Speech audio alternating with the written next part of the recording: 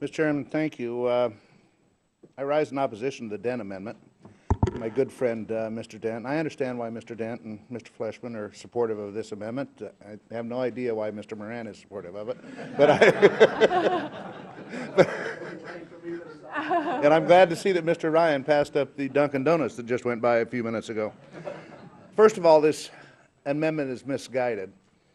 It comes on the heels of just passing the Farm Bill and just starting the new Farm Bill. We debated this on the floor during the Farm Bill. You lost on the floor during the Farm Bill. This amendment is misguided because unlike most other commodities, sugar cane and sugar beets must be processed before the sugar can be sold or stored. Therefore, loans are made to the processor rather than to each individual farmer. The processor's total sales are not related to the size of the farmers who grow the crops and deliver cane or beets to the processor. That means this actually affects small farmers. It's not just those making over $300 million. It affects the small farmers that provide the beets and cane to those processors. But you know, I've never talked to a cane sugar producer or a beet sugar producer that hasn't told me they're willing to compete in a free market. You show me a free market and they're willing to compete. The reality is there is not a free market out there. Brazil subsidizes their sugar producers to the tune of about $2.5 billion a year. That's what we're competing against.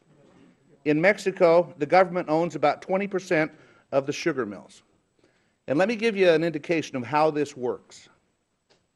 When I sat on the Ag Committee and we were debating the sugar program, which is a no-cost program to the taxpayer, it doesn't cost the federal government anything, there was some candy processors there. And they said, man, if we didn't do away with the sugar program, they were going to have to move to Mexico because they could compete in Mexico. Well, in front of me, I had the price of domestic sugar in Mexico, in the United States, and in Canada. And guess what? The price of domestic sugar in Mexico was more expensive than it was in the United States. In Canada, it was more expensive than it was in the United States. So I asked the manufacturer, well, you could be moving to Mexico for one reason or another, but it certainly isn't because of the price of sugar. And then he told me the true story. The Mexican government allowed him or candy manufacturers to move to Mexico to build a plant to buy sugar at the world dump price, and manufacture candy. But guess what? They could only sell that candy outside of Mexico. They could not sell it inside Mexico to compete against their own sugar industry. That's how this works.